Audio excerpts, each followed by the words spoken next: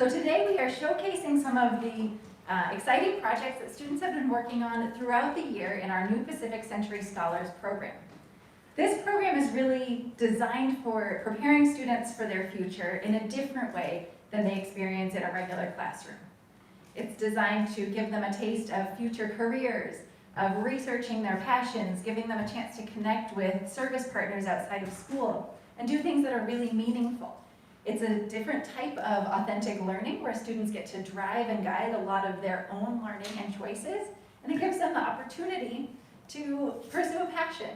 They might go down a track and realize that's not the future for them, and that's fine. Or you might go down a track that's really exciting and decide it's something maybe you'd like to pursue outside of school or beyond high school. And that's really our goal for this program. So there are 3 tracks that students have taken. One is research and discovery, and we'll speak more about those as we go through the program. The next is career explorations, and the third is service learning. And so today we'll be hearing from 8 different students across these categories a little bit about their experience. So students had the opportunity to apply to be part of this showcase because what they were doing was exciting or innovating, and they wanted to be able to share that with other students. A few of them are a little nervous today, and so I ask that you, when you welcome them to the stage, that you recognize the bravery that takes. Because not everyone applied to do this, and it can be a little bit nerve-wracking and a little bit scary, but they've got some really unique, really heartfelt thoughts about their projects and about this process, and that's what we'll be sharing with you today. So, the first category that we'll be speaking about is the category I got the honor and opportunity to mentor, and that's the Research and Discovery program. So for Research and Discovery, it really allows students to select an area of interest or passion for them, pursue that deeply, learn new things about that, explore that in new ways, and then it challenges them to apply that learning. So not just taking it in, but what can you put output and what can you share with others about that learning. And hopefully some of those different topics, because it's pretty wide range, hopefully some of that sparks your excitement or interest in those areas as well, and things you've not thought about before. Within that, they had to do a lot of work, and they had to do bibliography, research and design journals, source notes, all sorts of things, and think of the final product. And I think that's been, for me, as a mentor, a really interesting part to see all the different products, whether they design something interactive, or a game, or a product, or videos, or whether they wrote research extensively, or whether they YouTube channels, loads of different ways that they shared that learning, and I'm excited for you to hear about it today. So, without further ado, I would like to introduce our first speaker to the stage, Hadley and Rayla.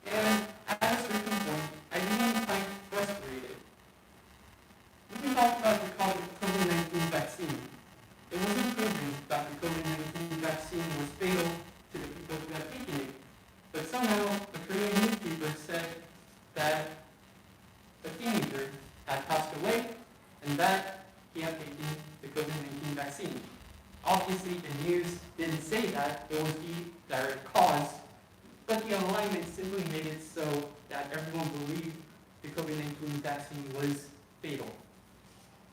Now, because of this topic, I just began to think about how public ideas, public opinions, may kind of be uncertain and can lead to presumptions that lead to quite a lot of harm. So this led me to the idea and be interested in this topic: should innocent until proven guilty apply to public censure? So one thing you guys may be kind of curious about is, isn't public censure equal to freedom of speech? It's our right to speak up about things that we just are interested in. So isn't this just simply the matter of freedom of speech? Shouldn't we be allowed to do it? Now, we may think that all freedom of speech may be allowed, but obviously there are not. There are cases of hate crimes, racism, and they are punished and criticized by the public when such occur. Now, the real problem with innocent until proven guilty not being applied in public censure is that public opinion actually leads to punishment. You guys may have heard of the Hanggang medical student incident, and I'm not talking that this friend is innocent or is the convict. I'm not trying to defend anyone, but one thing we have to note is that this student's friend has not been proven guilty. He may be innocent, and there are not many evidences that support his guilt. Or at least in the public opinion and the news, we don't have a lot of evidences. But certainly, when we look at the incident and this friend's name, we can see that a lot of search results are directed to his personal information. People are trying to find who this guy is, who his family is, and they are assaulting him, even though the court has not proven him guilty. There's something wrong with this. We don't know if this guy's innocent or not, but we're already saying that he's guilty, and we're making assaults on him. So, public opinion actually leads to punishment, unjust harm on this maybe innocent man. The second problem is public opinion actually affects the court decision. How is this possible? Well, it's simply prejudice. The court, the judge, they may be prejudiced, or simply it may be the jury who could be prejudiced. The public opinions have an impact on these people, and they certainly may be biased beforehand, before going into this court and making a decision. Even the Supreme Court decisions are affected by public opinion. In other words, if public opinion does not have presumption of innocence applied to it, the court also cannot protect presumption of innocence. So, public opinion basically harms presumption of innocence, and one thing that supports this is the British contempt of court law. Basically what this does is that all press in British are not allowed to talk about an ongoing court case because it may harm the decision, and it may bias the entire process. So basically, it has an unjust harm. It's very wrong. Furthermore, it also infringes the Constitution. The Sixth Amendment, the American Sixth Amendment, protects the right for everyone to have a fair trial, and one of those rights is to have an unbiased jury. Now, we talked about this.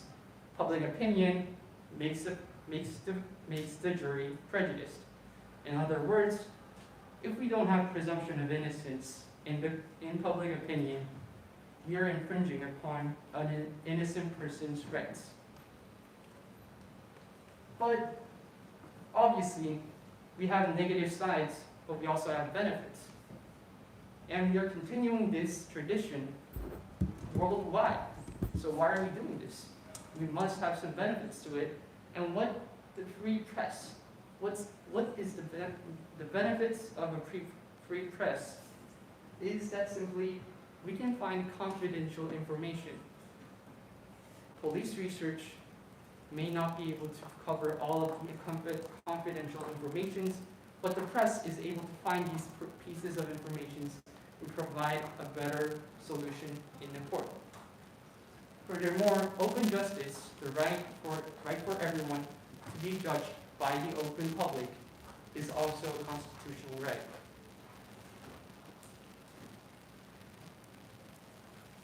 So what should we do?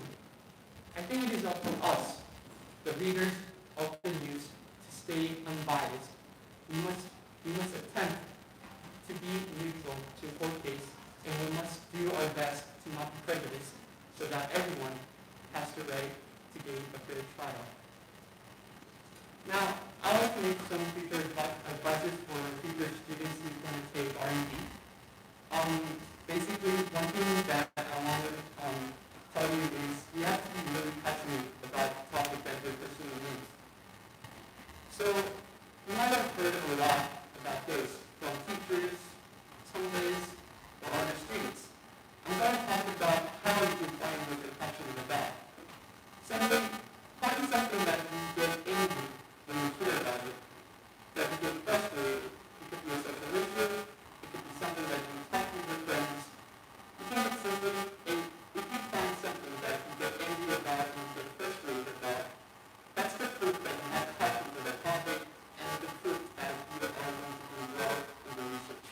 Obviously, we're going to have to be careful not to be biased and try to find information that goes contrary to your belief. Now, second thing is how to start your research. Well, a lot of times you try to find the keywords that are these most important to your research question, but what I want to tell you is, don't think just copy and paste that research question once you go and search it. You're going to get a lot of information, surprisingly a lot of information, and Google simply does a really good job of finding those information for you, so just copy and paste. It just takes like 90 seconds, you'll send them. Thank you for listening.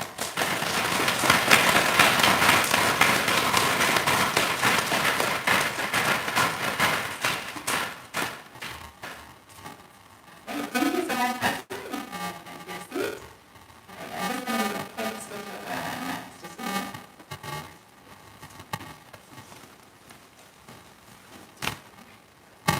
There we go. All right. Next up, we are switching a little bit of direction in terms of products and production.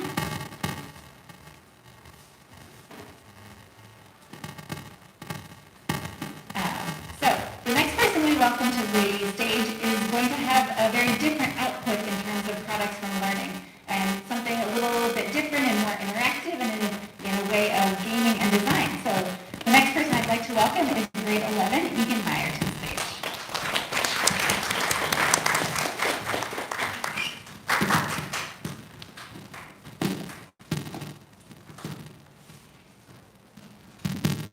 Thank you. Hi. Hello. My name is Egan Meyer, and I have something I want to show you. My research and design project was creating a very simple video game.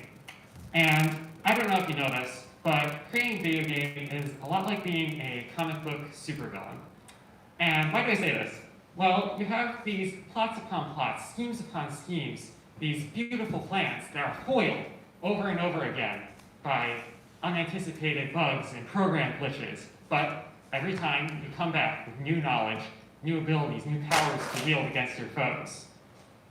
And at the start of the year, just like a supervillain in a movie with maybe too many plot holes, at the start of the year, I had this crazy idea that probably wasn't as fleshed out as it should have been. But through months of hard work, determination, and eons spent slumbering, waiting to awaken and wreak my vengeance, or, eat breakfast, I had my plan. It's a beautiful, devious plan. I've used the Unity game engine to program in C# a video game that could teach me skills I could use for the rest of my life. And I familiarized myself through Unity with a classic training montage, watching the videos available on Unity Learn. After this, my plan for the game is clear. I would learn how to move the player's avatar through the game so that they can navigate their surroundings.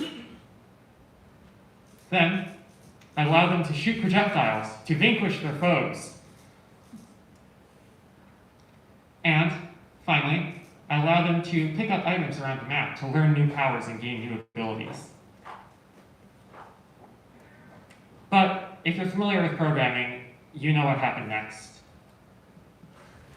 The gauntlet was not enough. I needed the stones. There's some crucial piece of information that I was missing. However, I knew of a way to find that information. The mystic dimension of the internet is home to many horrors, but also to much information and much ancient knowledge lost to the ages. And through successive Google searches, through following links, checking sources, I eventually found what I was looking for. The key. It wasn't perfect, but I could mold it to my will, create of this code what I needed. However, no magical MacGuffin ever truly favors the villain. And just as Harry was the true master of the Elder Wand, just as Darth Vader betrayed Palpatine in the end, the code will always betray you. Or, in this case, you'll accidentally add an extra file extension you don't need. Or try to call a non-static variable from within a static function. Or forget to cast the float to an integer. Or, occasionally, you'll trap your player in an endless loop of bouncing up and down for all of eternity. I don't actually know what caused that one. That one's still in the game.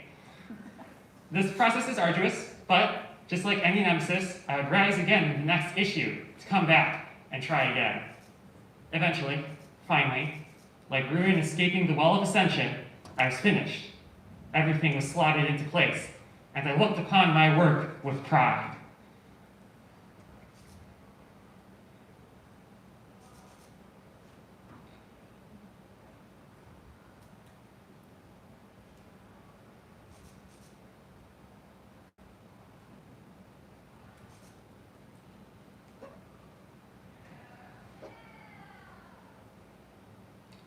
And now, with my villainous monologue complete, in traditional villain fashion, I must leave before you, ensuring you heroes are all properly defeated, so that you can escape into the next exposition scene.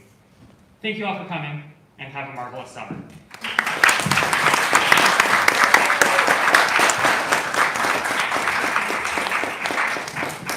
Thank you so much.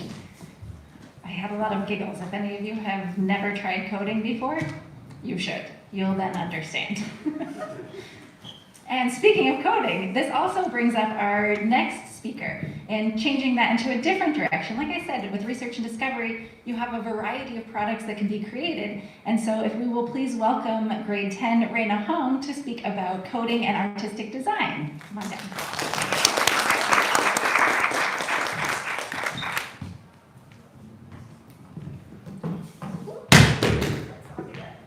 It's fine, the phone's fine.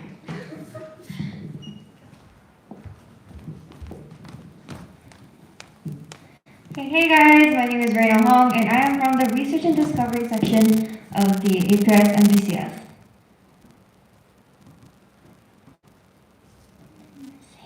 You can go ahead and start. Okay, I'll start. So when I was brainstorming for what I want to do for this project, I came across the fact that I didn't want to explore just problem solving using coding, but I wanted to do something that I could draw and shine on a canvas.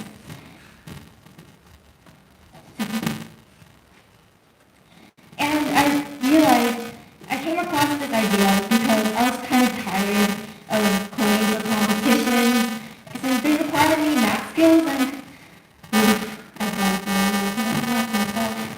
and in order to expand this idea, I came across the name of UI design.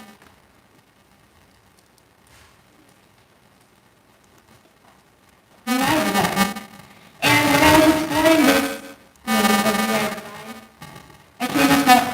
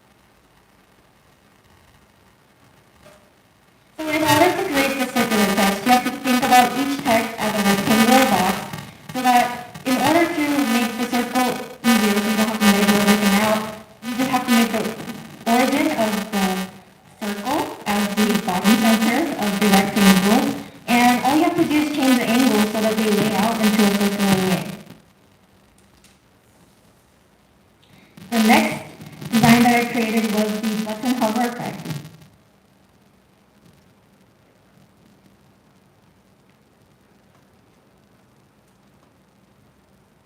And this method was created through the function called mouse move, and this is triggered when the user moves the mouse. And you have to decide one point, the X and Y axis, so that when the mouse reaches that point, it turns the opacity of the image that you want to show the audience as 1, so that it's visible. And when the mouse moves out of that point, then it turns back to 0, so you can't see it anymore. And this third product that I created uses the same idea of the mouse move movement, and I created 21 different designs.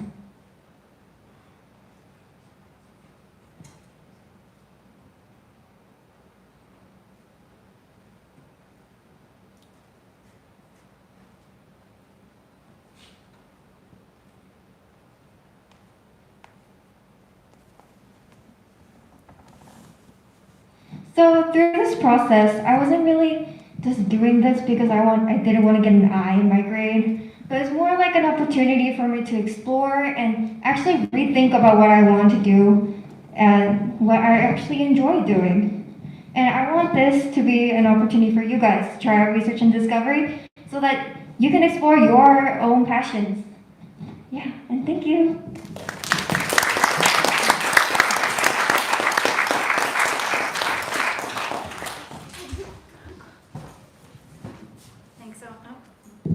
Thanks so much, Rena, and my apologies for our end of the technological difficulties.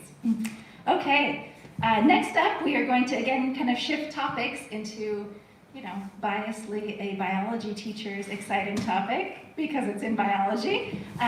Next up, we will be exploring the world of CRISPR with Joanna, grade 10. So Joanna Kim, please come to the stage.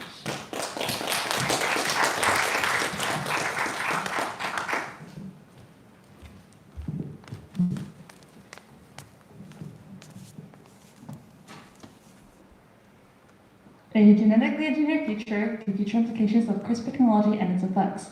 Hello everyone, I'm Joanna Kim, a current sophomore, and for my thesis project I chose to dive deeper into the process of CRISPR through research and discovery.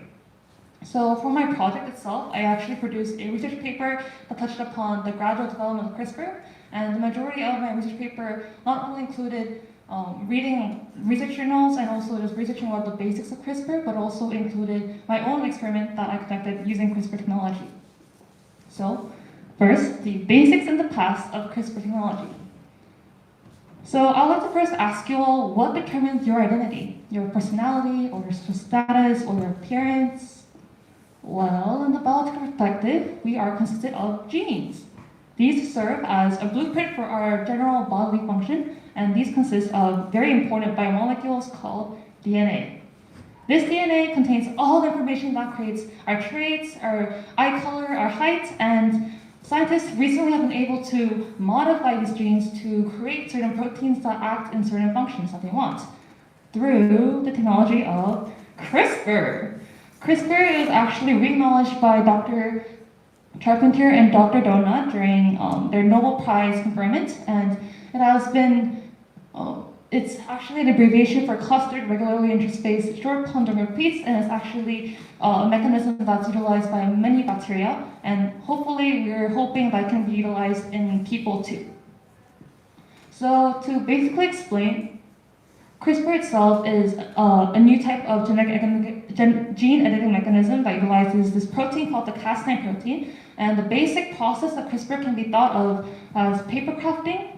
And so basically during the CRISPR process, as you can see in the diagram, the Cas9 protein, which is the scissors of the process, helps bind with this thing called gRNA that has the bacteria's DNA that previously attacked the organism. This then guides the Cas9 protein where to cut on the target sequence of the virus's DNA when attacked, and therefore it can help cause immunity and build us to become more immune to the disease. It's kind of like paper crafting because it helps glue the ends together. So once the cell realizes, oh my god, my DNA split up and there's really important parts missing, they start to bind these ends together, or either they insert new types of the DNA, which I also did in my own experiment. why do we use CRISPR?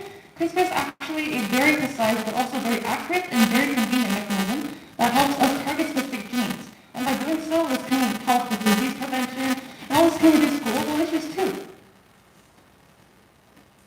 So moving on to current uses. So regarding COVID-19, researchers have been wondering whether we could create a vaccine for COVID-19 through CRISPR, either by inserting a weak ingredient of the virus DNA into the body. However, this does cause some concerns regarding antibody resistance, where the patient will be unable to fully be immune to the virus because they've already been exposed to the virus before. So there are some concerns and also concerns about mutations related because as CRISPR are really accurate enough, there are some external errors that we can't avoid. So past mutations can occur within the COVID-19 virus. These are just the most famous experiments regarding CRISPR, which the most famous one is the HIV virus experiment, whereby this Chinese doctor tried to disable a gene to prevent HIV, a sexually transmitted disease, and actually it caused an increase of circulates more big leukocyte, which caused a lot of controversy. But it still was a successful experiment, so who knows if it will be used for future experiments. And then for biomuties was also created what you call this experiment of skin grafts, and they included the CRISPR modified skin grafts inside mice, and this was used for obesity and also let them become more immune to diseases like diabetes. So actually experiments in my own CRISPR experiment is creating an immunity against the streptomycin antibiotic in this bacteria called E. coli bacteria. So here is the process. The first thing we actually created a basis media for the bacteria to grow on. This is called the LV-A media, and we put it onto Petri plates, which is like the basic homes of the bacteria. And then the second day we created the streptomycin antibiotic, which is where the final bacteria will be grown on. And then we also stripped the E. coli bacteria onto the first set of plates we made, and these are the results.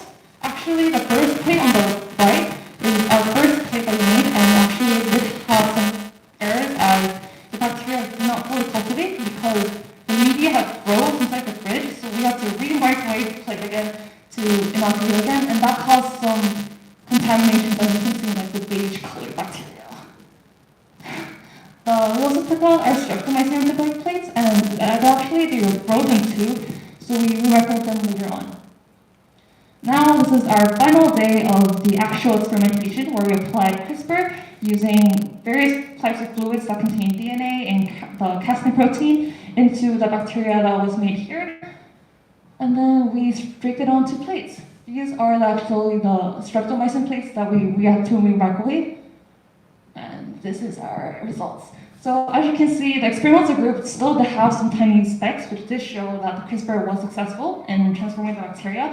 However, still there weren't a lot of evident data, so it can be said that there were some experimental errors in my experiment, but still it did prove that CRISPR was successful. And also the white remnants are actually a dried up fluid of the bacteria, so that is actually no growth.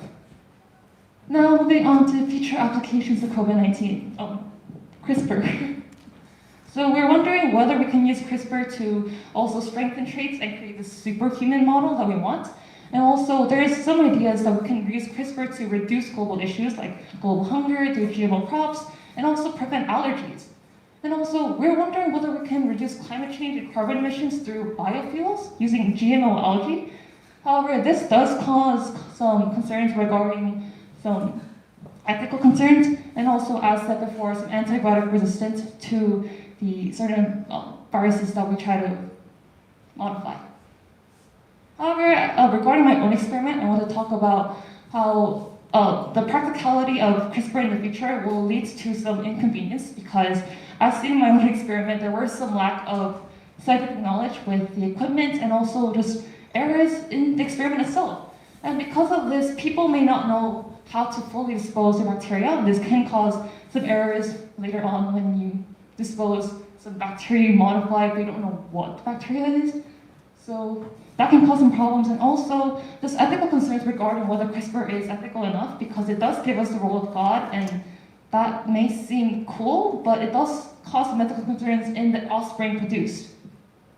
However, thanks to this NPCS project, I was able to learn about the process of CRISPR, and although it can be quite dangerous and scary in the future, it is still inevitable that CRISPR will become a very practical and a lifesaver sometime. Thank you.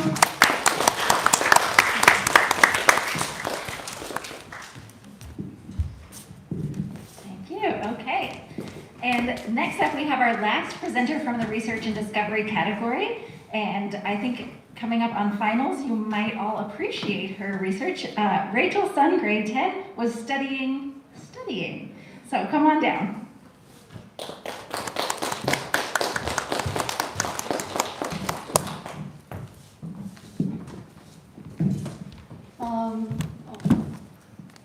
Hello everyone, I'm Rachel Sun from 10th grade and I did research on efficient studying and planning. So first, before I jump into my product or my research project, I want to introduce you to a Korean saying which can be roughly translated into, you actually study with your butt and not your head. This is a way that the society suggests that we actually learn and we are better we learn from sitting down at our desk for prolonged periods of time. And for me, that brought a curiosity of, does merely sitting at our desk for prolonged periods of time guarantee academic success? Does this actually help us to learn? And as students, we have many other activities that we have to balance, whether it be social life, extracurriculars, and do we have enough time? Is this efficient for us, and is it actually successful? So the research that I did was to help us all study smart and study efficiently, and this can be done by planning. So that is why my NPCS research project is about planning our study in a study planner. To introduce you to my research process, there are roughly 3 points that I want to talk about. The first one being the benefits of organization and planning in a habitual study routine. I know planning out may seem like adding more to your thing, but once you get the hang of it, it actually is proven to help you focus on your task, get tracked, and also, most importantly, help you feel like you're in control of what you're studying, rather than being overweighted by your tasks. Secondly, this is mostly focused on the components of my study planner, and I have researched about different types of study methods. Some are really easy to learn about, while others are a bit complicated and I've never heard of them before. However, when narrowing down to what I wanted to include in my study planner for you guys, I asked the question of how easily can this be approached or used without guidance or without specific instruction. And then lastly, I researched about the science behind it and why we can utilize accountable study methods. So this is my initial prototype. It looks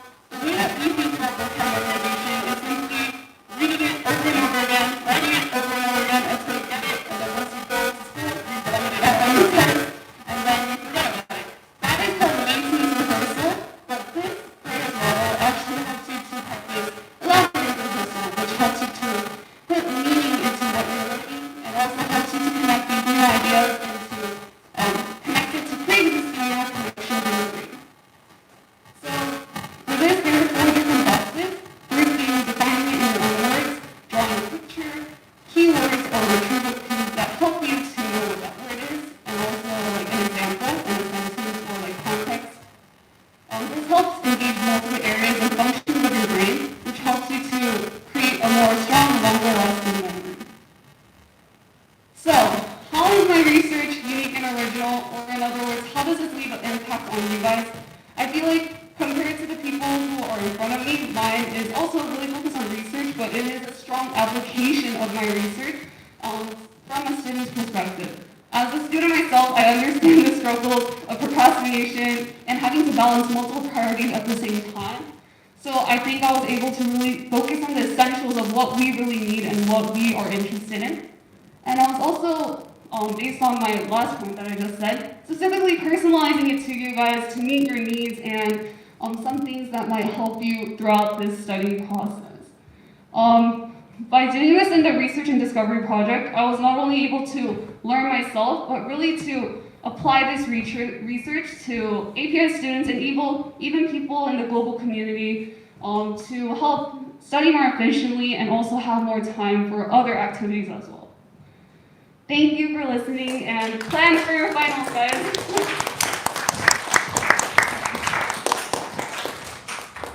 Great advice, Rachel. And you can probably see this planner maybe coming your way in the fall. Just a little plug for that.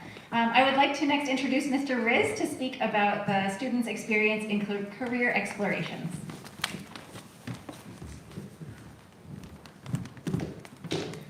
All right, thank you.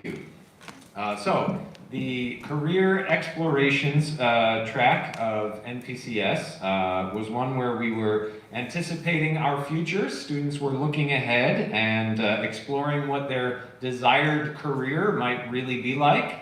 They were reflecting on their own hireability, how they might be able to get a job. They wrote resumes. And then the bulk of the semester was making real-world connections. Going out in the world, in most cases digitally going out in the world and making connections with people in real jobs and trying to schedule interviews with them. Students prepared questions ahead of time, reflected on their answers, and learned about what that career might really be like for their own futures and whether or not they maybe really do want to go in that desired direction. And then finally, students created a promotional video where they're, in a way, selling that career to other people who might be thinking about their own futures. And in future years, we plan to actually send students out into the world, taking on real internship opportunities. And that wasn't quite possible this year with some COVID concerns, but I just wanted to put a plug in for future years and get people thinking about internships out in the world, really doing that during school time. So we have one presenter from our career explorations group. Benjamin Ha is going to come up and tell us about his experience making a connection with an Army physician. Benjamin.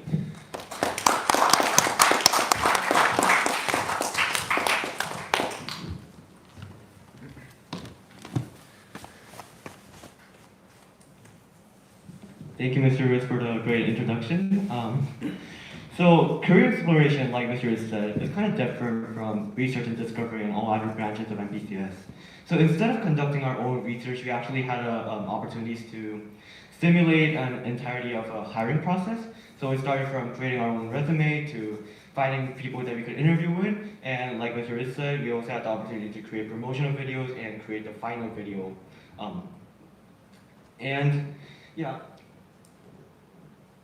Okay. So although this is a career exploration branch, I want to first put some emphasis on the idea of serving. So if you look on top, that is actually a screenshot from our school website. It says APIS is a college preparatory institution. And I think that is a pretty accurate depiction of our school, because in the end, we want to get to good colleges, and our school helps us in that process academically. But sometimes when our life is so focused on bettering ourselves and getting into a good college, I think sometimes we forget the importance and necessity of serving others, or at least giving back to the community. So this is why, and this is a question that I was pondering about 3 years ago, actually 2.5 years ago in freshman year. And so I was looking for places that I could volunteer at or give back to the community. And I found out this welfare center right across the street from our school, Wolgate Welfare Center.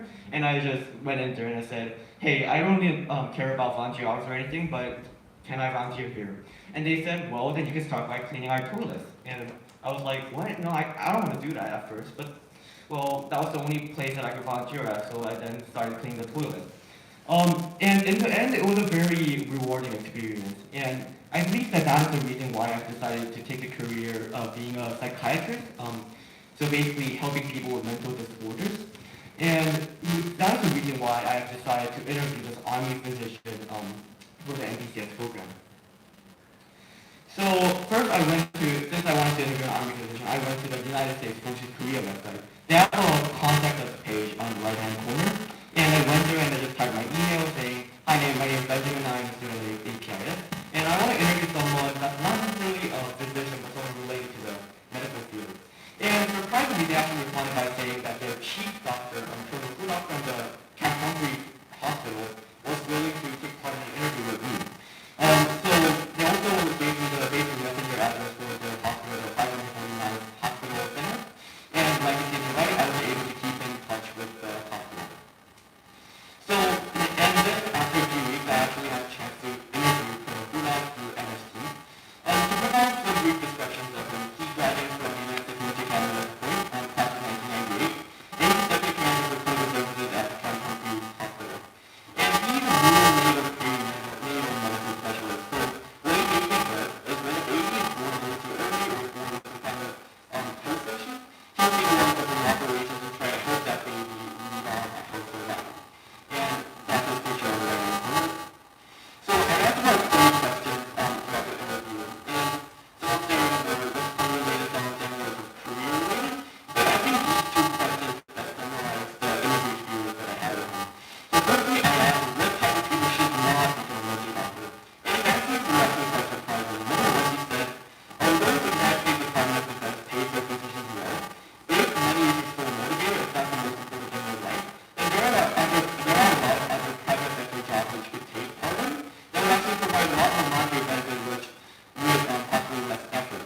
So again, if money is your number 1 motivator, then maybe military medicine is not for you. Secondly, he said that the nature of being a military physician requires you to move around a lot. So from his personal experience, he had to move around 5 times in the past 5 years, and having done in high school, he told me that his son actually had to move schools 5 times in the past 5 years. So again, if you really don't like moving a lot, then maybe military medicine is not for you. But again, I believe that throughout the interview, I learned how much of a rewarding job military medicine is. Especially if you take part in perinatal neonatal medicine, you get to save babies that could have died if they haven't received their help. And I believe that is a really rewarding experience. Now the second important question, I asked what is patriotism? And he told me that, well, the dictionary definition of patriotism is just serving your country. But what he thought about patriotism and what the problem is with the status quo in that sense was that there's not a problem with trying to better yourself, trying to excel in academics, trying to get into a good college. But if the goal of your entire life and the end goal is just to better yourself, then there is a problem. So we must all give back to the community, to the society at some point. That could either be through becoming a law enforcement officer, that could be through becoming a politician, but Colonel Hudak chose to become a doctor, and I hope to choose to become a psychiatrist to give back to society. Now, in terms of continuity, so the interview ended about 2 months ago, and recently I wanted to search for volunteer opportunities that I could take part in during the summer. So I was wondering if Camp Humphreys would let me volunteer in their hospital. So I emailed Colonel Hudak again, and he replied saying that, well, he's moving to Washington State this time, so there's a new doctor, Lieutenant Colonel Swanson, who's going to be the head of the hospital. And he gave me his email address, and then he connected me to the Red Cross branch at Camp Humphreys Hospital. And I sent my resume with some interviews, and we're currently on the process of setting up my volunteer activity during the summer. Now, some key takeaways from everything I said and my experience in career exploration. This may sound a little cliche, but I really want to put emphasis on the thought of being on the driver's seat. So, we're all high school students, right? And again, it's a car that our parents pay for, the gas is probably paid for our parents, but still, we are the one on the driver's seat. For this particular opportunity, this experience I had, if I wasn't willing to search for opportunities myself and actually go to the website and try to call them and try to contact them, then I really don't think I would have had the great opportunity of being able to interview an Army physician. So if you only wait for opportunities to come to you, then it really will be difficult to try to have these kinds of experiences. And again, the difference between a COVID and post-COVID and pre-COVID world is very different. But even during the COVID situations, there are things we could use like Zoom and MS Teams, and a whole bunch of virtual communication systems that we could use to expand our knowledge and experience new things. So I really hope you all would try and take part in that, or try to search for your own opportunities, and just try to look for what kind of career you want to do, what kind of life you want to lead on in the future. And lastly, the idea of devotion. Because the Colonel Hudak that I interviewed was so devoted in neonatal medicine, he was able to take part in the military medicine, which pays less than private sector jobs. And because I was so devoted in the idea of psychiatry, mental health, and just medicine in general, I think I was able to take risk and take part in this opportunity, this career exploration project. Yeah, I think that's it, and I hope you all have a wonderful summer break. Thank you.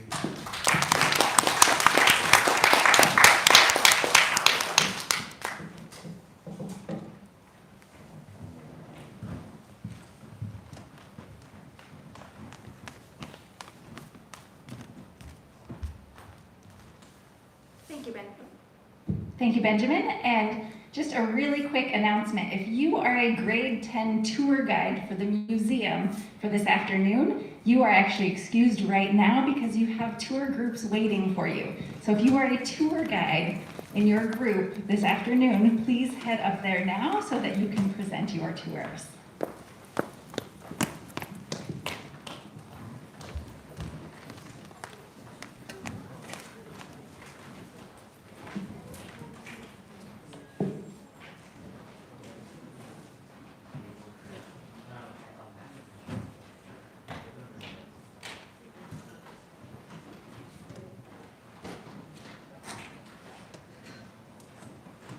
All right, we are moving on to the final category for the NPCS projects, and our final category is service learning. We'll have two presenters talking about their service projects today.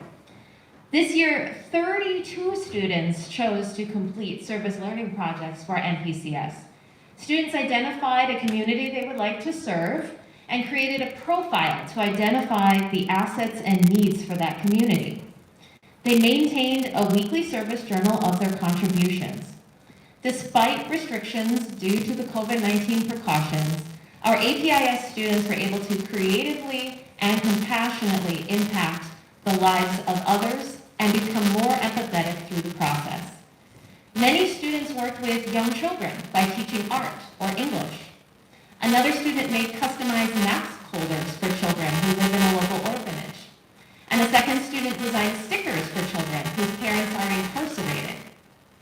Some students focused on non-human communities with projects targeted toward animal abuse and rescue adoptions.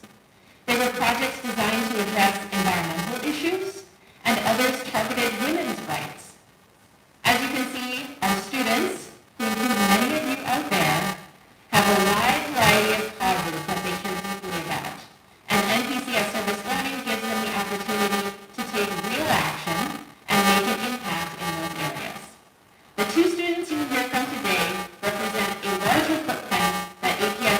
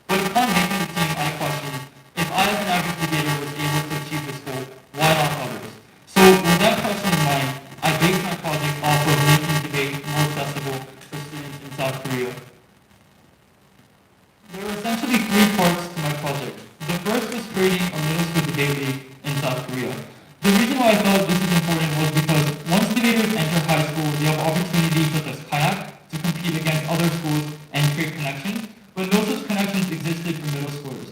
So what I did was I reached out to the team captains of each school in South Korea, roughly 10 different schools, and connected our middle school debate teams and clubs together so they could request friendly matches against each other and share materials.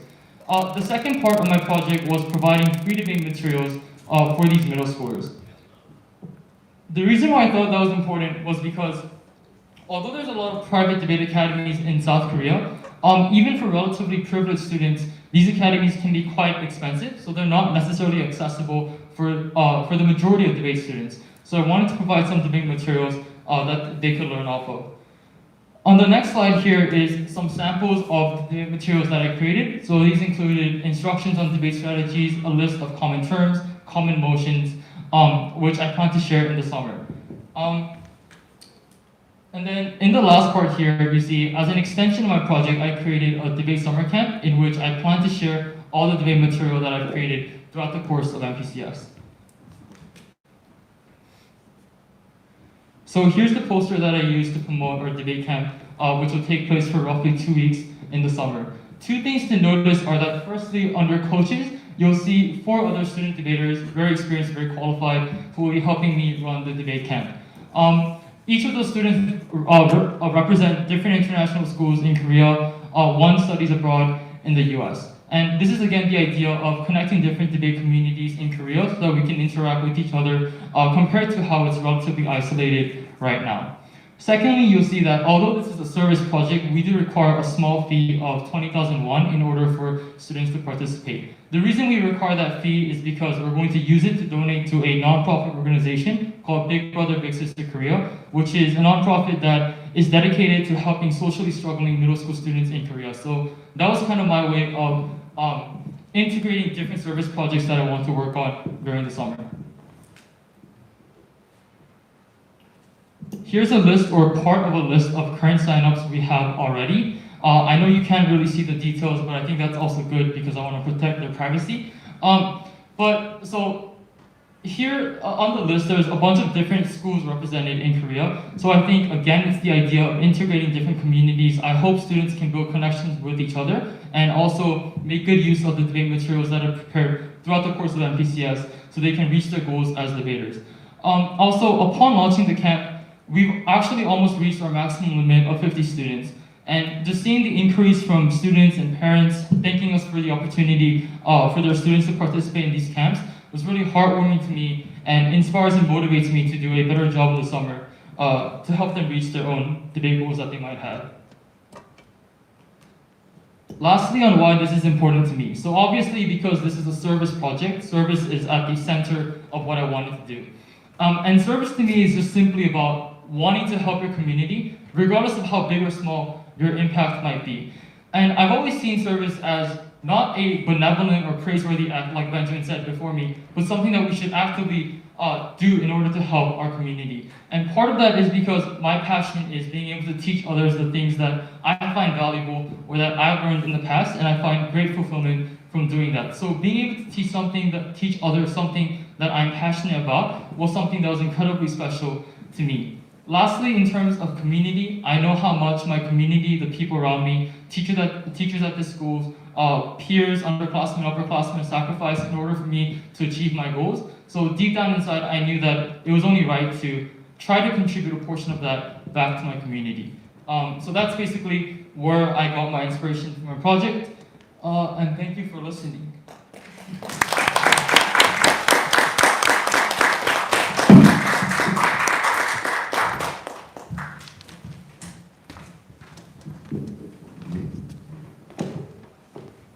Thank you, Justin. Our last presenter of the day is Jennifer Kong, a grade 11 student who will be sharing her service learning project. Jennifer, you can come on up.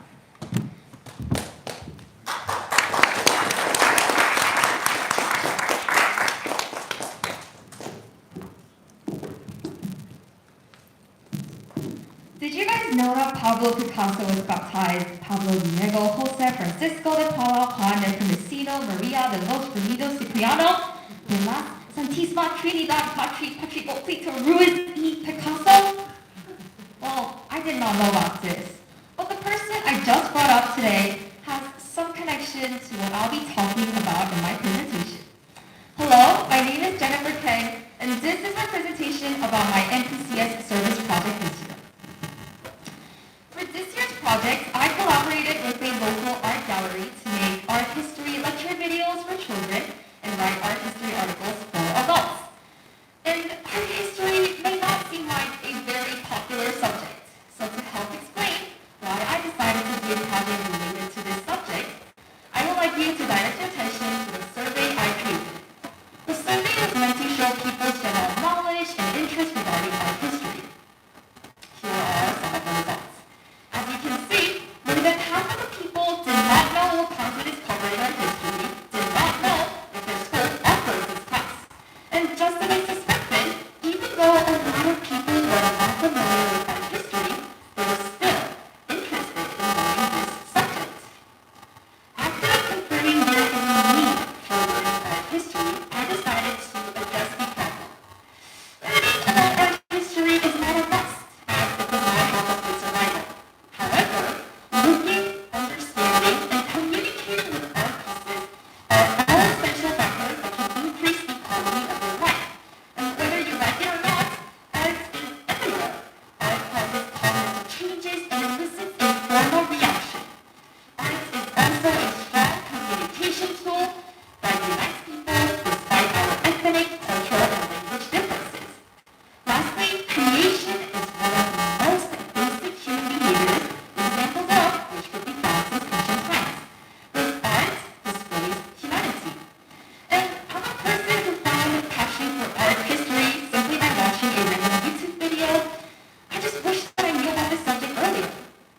So for my NPCS service project, I decided to serve a range of audiences, varying from young students to adults, by making art history articles, art history videos, and writing art history articles. And it is true that there are several organizations that provide art history lessons for children and adults. However, the sources are limited, and especially for children, the contents, the lessons only cover the bare minimum. And although physical art classes such as painting and drawing are often taught in school, the actual theory and history of art is lacking. In order for my videos and writings to be distributed to a wide audience, I contacted a bunch of art galleries and art organizations asking if they could help me with my work and present my works on their websites. I was ignored by multiple organizations and was considered giving up on this idea. However, finally, one of them surprised me and was happy to have my works on their website. So in collaborating with a local art gallery, I was able to make art history lecture videos which are short enough to keep the children interested and long enough to spark passions. Beyond the video, I also wrote a short article which was posted on their gallery's website, and this article was targeted towards high schoolers and adults who are too afraid to read professional art history articles but are interested in learning this subject. Lastly, I would like to end my talk by sharing some advice about reaching out to community partners. Often, people are too afraid or too unmotivated to make phone calls or send emails to people they don't know who could help them. So here are some tips that can make the process easier. Number one, have one email format that you can send to everyone by just altering a few parts. Number two, don't get hurt or offended when they say no or ignore you, because these organizations are busy with their stuff and we can't really expect them to care about a high school student doing an independent project. Last but not least, know your target audience. This one especially applies for NPCS service as we are aiming to serve a community. So just know your audience and their level of understanding. The NPCS project might seem like a laborious work required for graduation, but don't waste this opportunity, rather see it as a chance to explore your passions to serve a community. Thank you.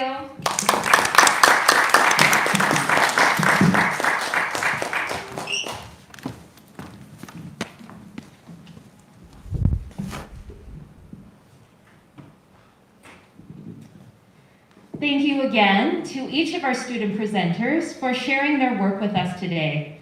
Beyond the hours they put into their projects throughout the year, each one of them also devoted extra time to preparing and practicing their presentations in the weeks leading up to this showcase.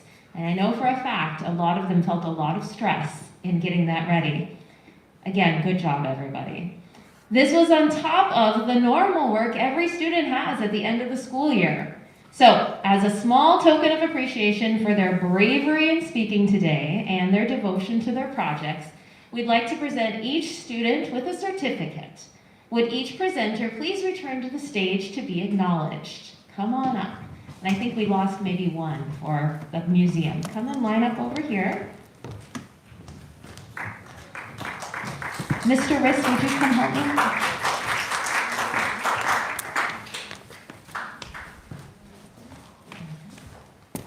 Okay, and I'll say their names one more time in no particular order. Actually, I think I did it backwards from presentation. So, Jennifer Kong, Justin Suh, Benjamin Ha, Rachel Sun, Joanna Kim, Raina Hong, Egan Meyer, and Hajun Kim. I know you're not doing it in that speed, but I just wanted to say their names one more time.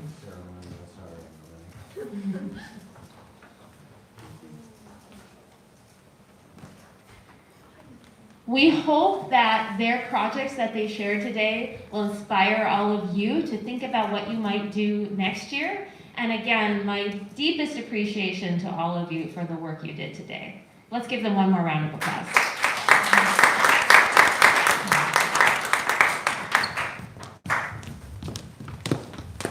So we are so grateful that we were able to celebrate the accomplishments of these 8 students and all the NPCS students today. Those of you who are in the audience have also all done an NPCS project. Also, thank you to the parents, community members, and faculty who helped to support these students in their projects. However, this is only the first year of a program we know will continue to grow and flourish. We look forward to next year's inspiring proposals, outstanding projects, and continued opportunities to learn. Thank you all.